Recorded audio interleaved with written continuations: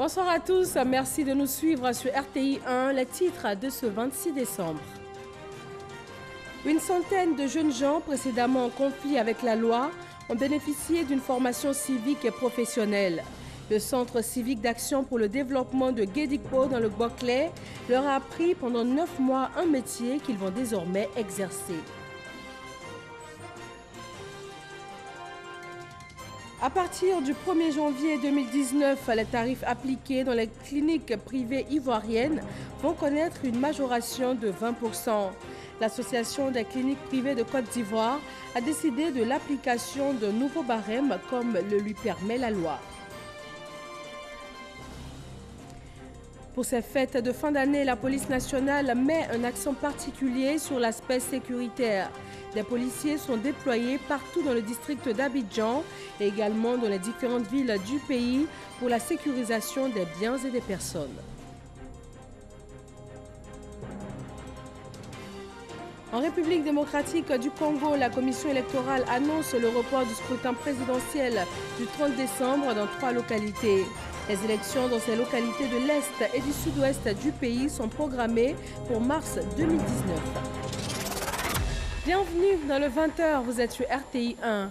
146 jeunes précédemment en conflit avec la loi ont bénéficié d'une formation au Centre civique d'action pour le développement de Guédikpo, c'est dans la région du Boclé.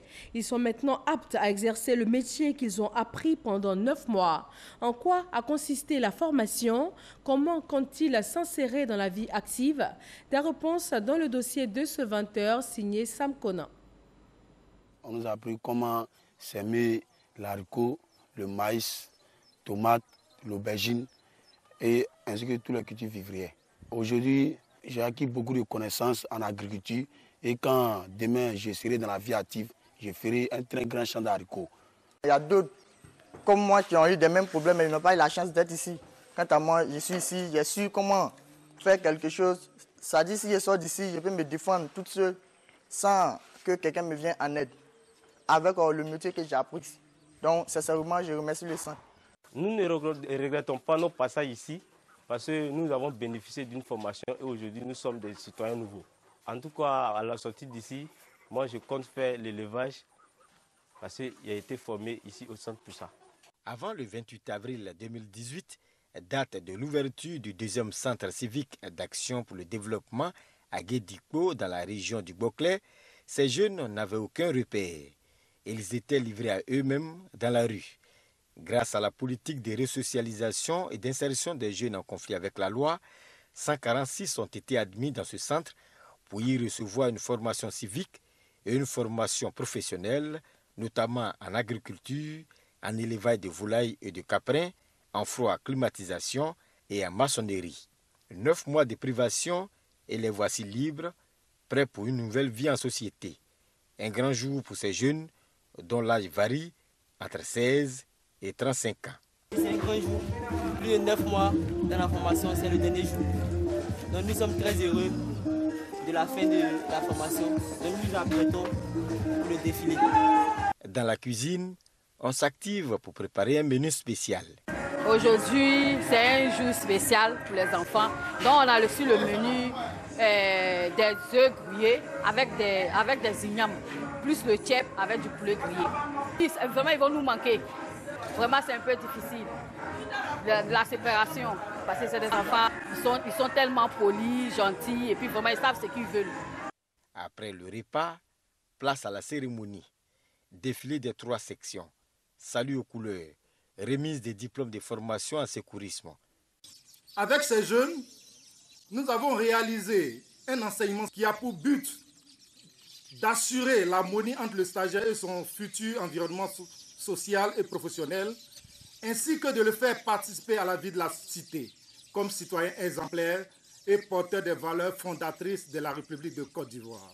On leur a montré ce que c'est que le drapeau, l'hymne national, reconnaître le portrait officiel du chef de l'État, leur montrer aussi le bon comportement, c'est-à-dire les valeurs civiques, les droits du citoyen, les obligations du citoyen, à respecter par exemple les édifices, à respecter les autorités, etc., etc. Tout ce qui fait d'un Ivoirien un bon citoyen. Donc on leur a inculqué ça en quelque sorte. Ces jeunes gens ont donc tenu. Ils ont tenu 9 mois durant. Ils ont tenu 9 mois de privation. Ils n'avaient pas accès à leur téléphone portable. Ils ne devaient pas sortir du centre pendant 3 mois. Ils n'ont pas droit de recevoir des visites. Mais aujourd'hui, vous l'avez vu, ils ont retrouvé leur repère. Baptême de la première promotion portant le nom du ministre Henri César Sama, parrain, fils de la région. La volonté du gouvernement est donc de multiplier autant que possible ce type de structure pour accueillir les jeunes en situation de marginalisation et de développer des approches innovantes pour pérenniser le fonctionnement des centres de services civiques. Chers stagiaires du CECAD, je voudrais vous féliciter d'avoir tenu bon et d'être resté sur le centre 9 mois durant. Vous avez résisté durant cette période aux envies naturelles d'être en contact permanent avec l'extérieur. Soyez-en fiers et demeurez des modèles.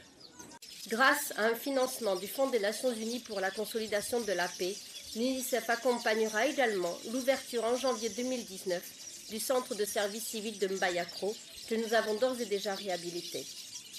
Avec l'Agence française de développement, qui supporte le centre de Bambresso, ce sont aujourd'hui 3 centres qui ont une capacité de 500 jeunes par promotion qui sont maintenant opérationnels. Et nous sommes disposés à vous accompagner pour capitaliser sur ces centres de service civique. Pour cette promotion sortante, nous avons décidé, pour vous accompagner, de prendre en charge pour leur stage durant 3 mois 60 jeunes de la promotion qui viennent de sortir. C'est avec fierté que les jeunes stagiaires ont montré leur savoir-faire au secrétaire d'État chargé du service civique. À voir vraiment ces stagiaires, je félicite le président de la République parce que c'est très coûteux, mais le faire aussi, c'est créer des Ivoiriens nouveaux. Les parents venus nombreux encourager les jeunes stagiaires ont promis, avec libation à l'appui, les suivre pour une réinsertion réussie. Dans le domaine de la santé, l'Association des cliniques privées de Côte d'Ivoire annonce l'application d'un nouveau barème dans les différentes cliniques privées. Des nouvelles tarifications qui vont prendre effet à compter du 1er janvier 2019. Davis Oyo et Amadou Ouattara. À partir du 1er janvier 2019, le nouveau barème des prestations dans les cliniques privées rentre en vigueur. 12 000 francs CFA, les consultations générales pour les mutuelles et 15 000 francs pour l'Association des sociétés d'assurance de Côte d'Ivoire.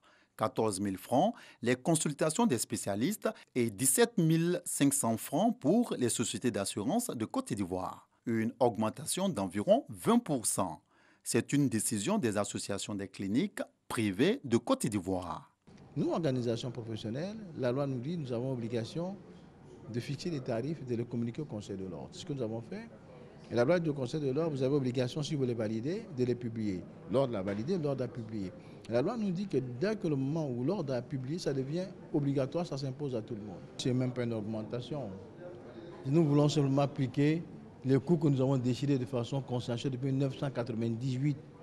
C'est quoi? On a dit simplement que le généraliste va passer de 12 000 à 15 000, que le spécialiste va passer de 15 000 à 17 500.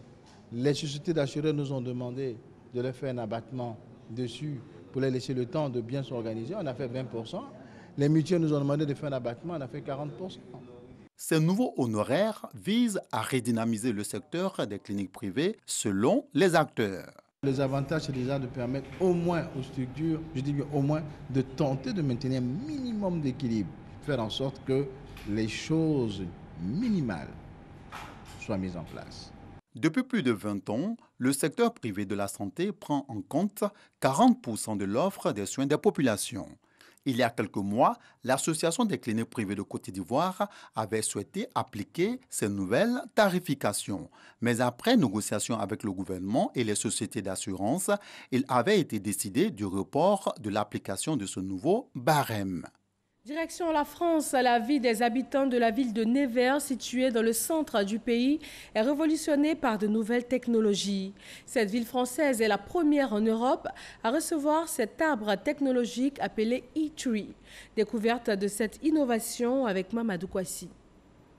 Nevers, ville d'environ 107 000 habitants, est située dans le centre de la France. En plus du tourisme religieux avec l'église Sainte-Bernadette, cette ville s'est investie dans le numérique avec un centre d'incubateur. L'une des attractivités de Nevers, c'est bien le e-tree ou encore l'arbre technologique, un dispositif électronique qui joue à la fois plusieurs rôles, entre autres la connexion Wi-Fi, un point d'eau et la possibilité de recharger les téléphones et les ordinateurs. Personne qui a un téléphone portable a besoin de le recharger en permanence. C'est pas évident de pouvoir le recharger et en même temps, c'est aussi un lieu de convivialité. Donc il y a énormément de touristes qui l'utilisent, évidemment tous les jeunes et toutes les personnes qui ont envie de profiter d'avoir un endroit où s'abriter de la pluie ou plus particulièrement du soleil, et donc ça devient un lieu de vie. Plutôt que d'avoir des bancs où on s'assoit et il ne se passe rien, ben voilà, c'est ce qu'on appelle la Smart City.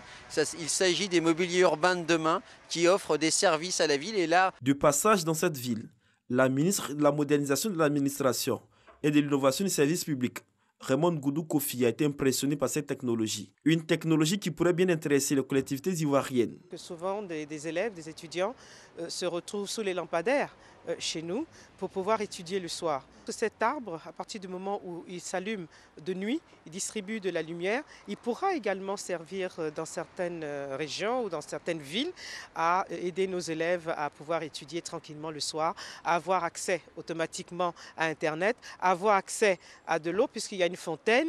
Et puis bien sûr, le ministre de l'Environnement sera heureux de savoir qu'ici il y a un capteur d'air et il pourra bien sûr facilement voir un peu quelle est la pollution qui se trouve dans son environnement. Je pense que cet arbre est le bienvenu et nous allons œuvrer pour en avoir au moins un dans une de nos villes et puis pourquoi pas plusieurs plus tard. Nevers est la première ville européenne à disposer de cette technologie. Son installation se déroule au même moment que celle de la ville de New York aux États-Unis d'Amérique.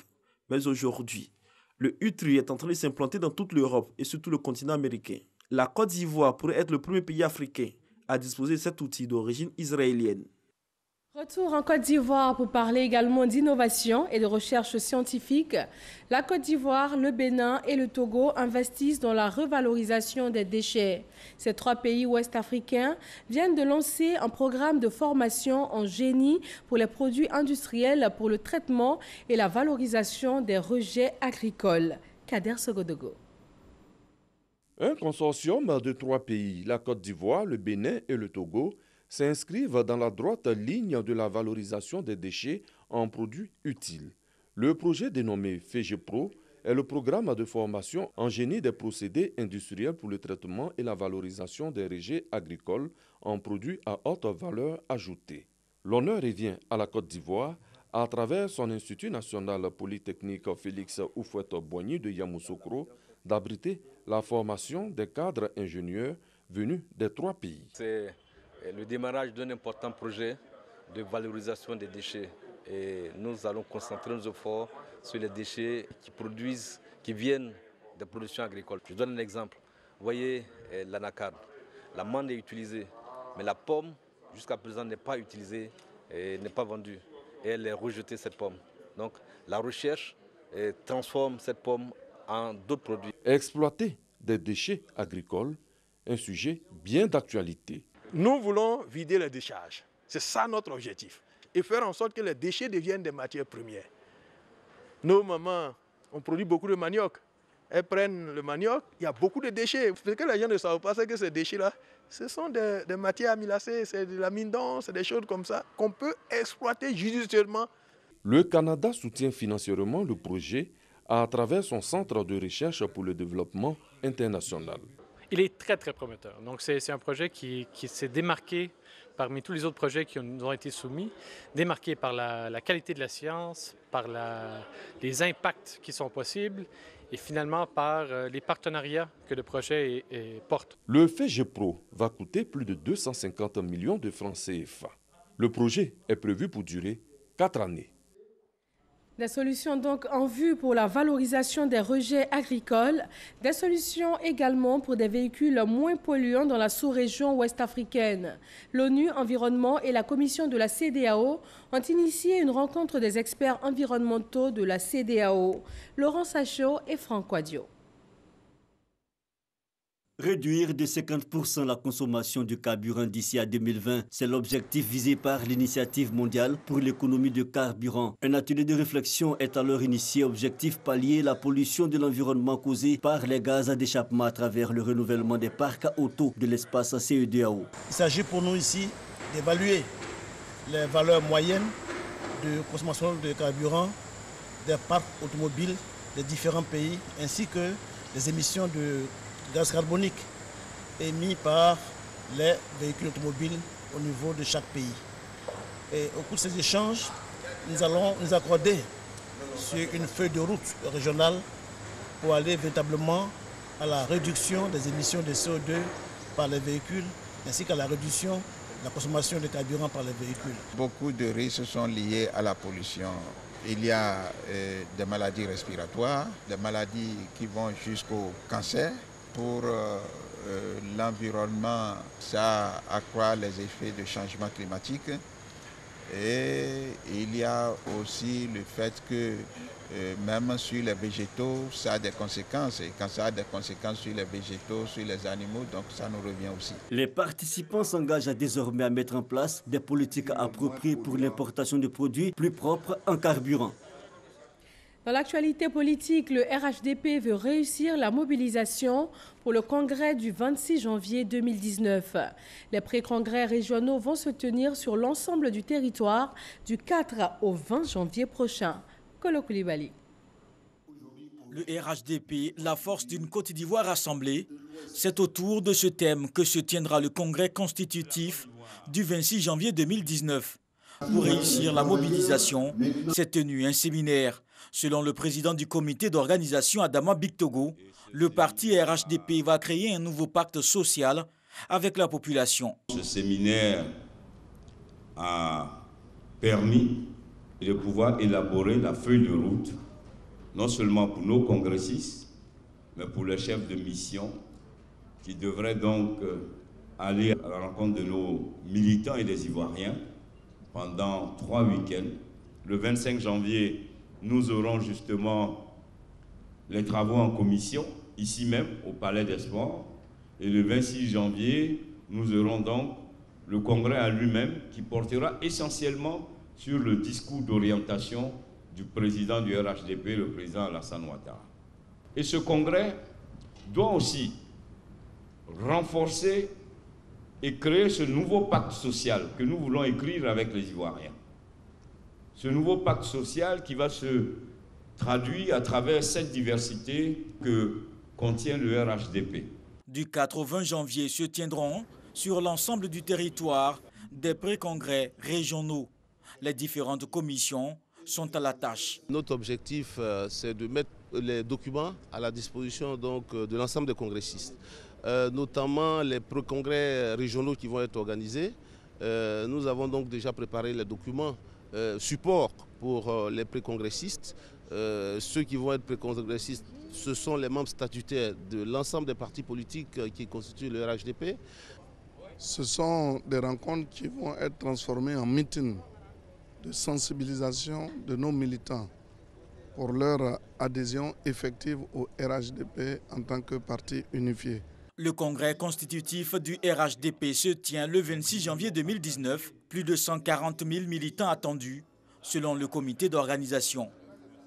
Le président du Congrès pour la consolidation de la République et le développement, Concorde, a rencontré la jeunesse du Gor.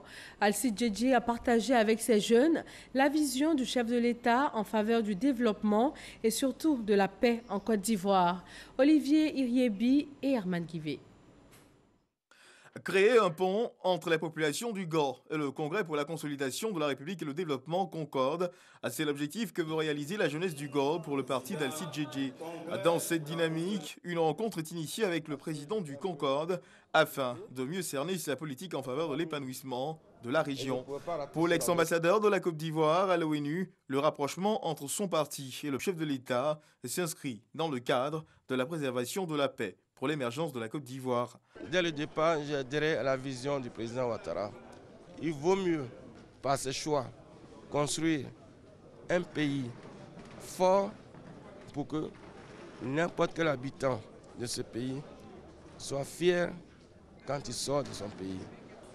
Oufou avait fait la même chose, il avait fait fondre le PDCI dans le RDA pour une Côte d'Ivoire plus grande. Membre du Rassemblement des Oufouettistes pour la démocratie et la paix, le parti de l'ex-ministre des Affaires étrangères prépare ses militants au congrès du RHDP, parti unifié, du 26 janvier prochain. Nous sommes un jeune parti, mais avec des vieux militants, c'est-à-dire des gens qui ont une expérience. Notre parti est déjà implanté sur toute la Côte d'Ivoire et la mobilisation est en train de se faire avec des personnes précises, des noms précis et le nombre de personnes et des cas que Concorde va amener au Congrès.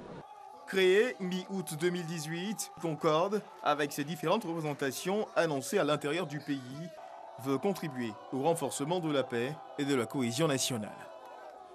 Toujours en politique, à conférence de presse du RACI, les responsables du mouvement ont apporté des réponses précises à certains sujets relatifs à l'actualité politique nationale. Le point avec Olivier Iriebi et Moussa Konaté. Le Rassemblement pour la Côte d'Ivoire, RACI, donne son point de vue sur les sujets qui alimentent l'actualité politique nationale. Face à la presse, les responsables de ce mouvement politique donnent leur opinion sur certaines questions. Le RACI s'est dit préoccupé par la tenue des discours à l'encontre de la cohésion sociale. Le regain de tension politique constaté ces derniers mois s'accompagne malheureusement de la résurgence de discours ethno-religieux et xénophobes qui ont, dans un passé récent, embrasé notre pays. Nous exhortons donc, ici, l'ensemble de la classe politique et les populations aux propos responsables, à la retenue et au respect de la différence. Autre sujet abordé, la récente visite du président de l'Assemblée nationale à Daoukro chez le président du PDCI RDA. Pour le président exécutif du RACI, cette rencontre s'inscrit dans le cadre de la réconciliation entre les fils et filles de la patrie. Le RACI, Rassemblement pour la Côte d'Ivoire, qui demeure jusque-là un mouvement politique, projette d'organiser un congrès en avril 2019. Hier, 25 décembre, la fête de Noël a été célébrée. Les enfants ont vécu la magie de Noël à travers les différents cadeaux qu'ils ont reçus. À la pouponnière de Dabou aussi, le Père Noël est passé. La ministre de la Femme, de la Famille et de l'Enfant a offert des cadeaux aux 92 enfants handicapés que compte ce centre. Sephora Zegui et Serge Coléa. La magie de Noël s'est opérée à la pouponnière de Dabou pour le bonheur des enfants vivant avec handicap. 92 d'entre eux reçoivent des cadeaux des mains de la ministre Liramata Bakayoko, à la grande satisfaction de la première responsable de la pouponnière. Au nom des poupons de Dabou et du personnel de la pouponnière, traduire toute ma reconnaissance et ma joie. C'est un soulagement pour nous, personnel de prise en charge, de recevoir ce don. C'est surtout un grand pas et un véritable pas vers l'amélioration des conditions de vie des poupons. Moment de partage et de gaieté entre les tout-petits, leurs encadreurs et la ministre de la Femme, de la Famille et de l'Enfant. Nos enfants sont nos trésors, ce sont les trésors de la Côte d'Ivoire. Ces enfants, c'est l'avenir de la Côte d'Ivoire. Et malgré leur handicap, nous devons tout faire au contraire pour que ces enfants puissent contribuer au développement de la Côte d'Ivoire. Cette politique est traduite en actes et met un accent particulier sur la protection des enfants, le bien-être des enfants, l'épanouissement des enfants et notamment les enfants vulnérables. Une centaine de matelas accompagnés d'une somme de 5 millions de francs CFA ont été également offerts à la pouponnière par le Premier ministre Amadou Gon Coulibaly, un don qui vient améliorer les conditions de vie des poupons de Dabou. Les enfants de la commune d'Abobo ont eux aussi reçu un Père Noël spécial. Le maire de la commune s'est improvisé Père Noël à domicile au plus grand plaisir des tout-petits. Un véritable moment de joie et de partage. Abou Sanogo. Le Père Noël visite la commune d'Abobo. Parallèlement aux cérémonies officielles de don de cadeaux, une caravane initiée par le maire de la commune d'Abobo, Ahmed Bakayoko, surprenait les enfants à qui elle offrait des cadeaux. Transformé en Père Noël, Ahmed Bakayoko a distribué près de 500 cadeaux à Abobo Samake. Véritable moment de communion, de partage et d'échange avec les différents locataires des concessions visitées. Le Père Noël, maire de la commune d'Abobo, a donc pu s'imprégner davantage des conditions de vie de ses administrés visiblement ravis de sa présence. Les enfants des 12 zones de la commune ont donc passé cette fête de Noël en toute beauté. Merci, Abobo. Par ailleurs, les cadres de la dite commune ont pris une part active à cette caravane. Une organisation internationale de jeunesse a décidé de raconter la nativité à travers une comédie musicale. Ce spectacle de célébration de Noël vise à apporter un message d'espoir, de grâce et de paix à la communauté chrétienne. Chris Diomondé et Amadou Ouattara.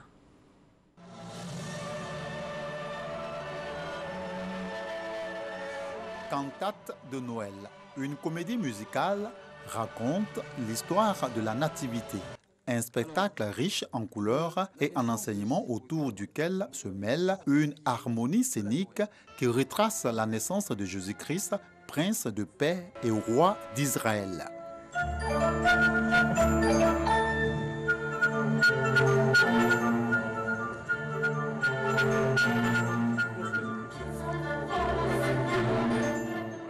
La célébration de la fête de Noël est porteuse d'espoir pour l'organisation internationale IOF, International Youth Fellowship, initiatrice de cette comédie musicale.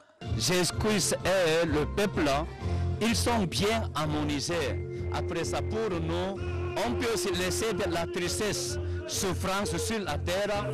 À la fin, si on a aussi bien harmonisé avec la naissance de Jésus-Christ, ça crée de la joie, ça on peut aussi obtenir de l'espoir. En organisant cet événement, c'est pour donner de la joie aux participants. Faire en sorte à ce que chacun partant d'ici voit qu'il est un acteur de paix. Le ministre de l'Enseignement supérieur et de la Recherche scientifique a, au cours de ce spectacle, mis l'accent sur la nécessité de contribuer à la consolidation de la cohésion sociale. Nous avons senti le changement au sein de notre jeunesse.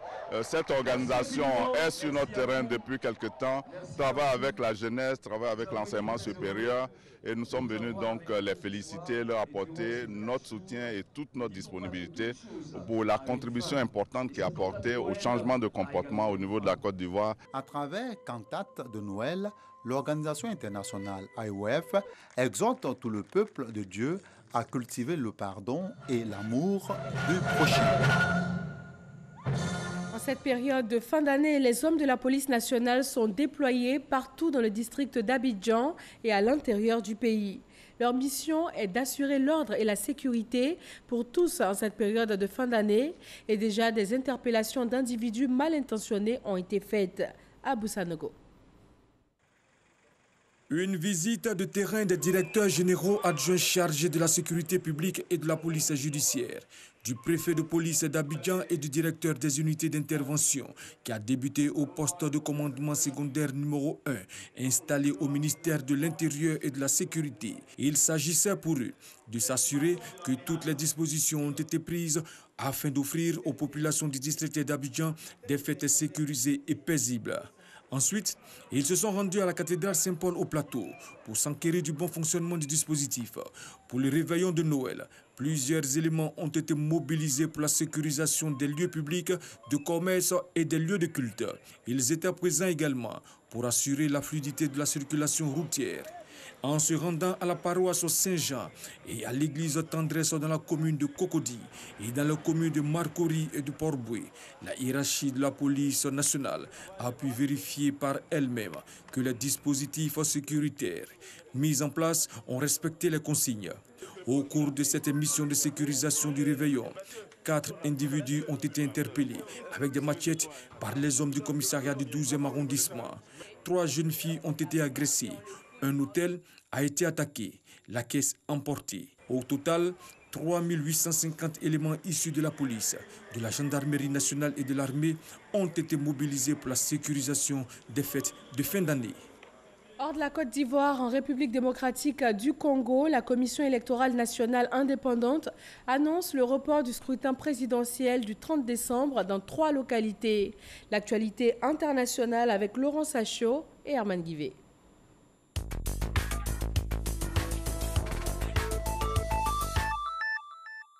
La Commission électorale nationale indépendante congolaise annonce le report des élections présidentielles dans 2 zones de conflit du pays. Il s'agit des circonscriptions électorales de Beni, Beniville et Butembo, 3 villes situées dans l'est du Congo ainsi que Yumbi dans le sud-ouest du pays. Les élections directes dans ces localités seront programmées au mois de mars 2019. Nous sommes à moins d'1 jour avant l'annonce provisoire des résultats des élections présidentielles malgaches, alors que les résultats des derniers bureaux de vote sont en train d'être comptabilisés au siège de la CENI. Les représentants du candidat, Marc Ravalomanana, dénoncent des fraudes. Ces derniers demandent un recomptage de voix. Les survivants du tsunami qui a déferlé sur l'Indonésie ont trouvé refuge dans des centres d'urgence. Les secouristes avertissent que le manque d'eau potable et de médicaments se fait cruellement sentir. Une catastrophe sanitaire est redoutée. Pour rappel, c'est l'éruption du volcan Anak Krakatoa qui a entraîné ce puissant tsunami qui a balayé les plages populaires du sud de Sumatra et de l'ouest de Java. Les Indonésiens vivent dans la crainte d'une nouvelle vague meurtrière. Et c'est tout pour ce soir. Merci à tous de votre attention. Très bonne fin de soirée sur RTI 1.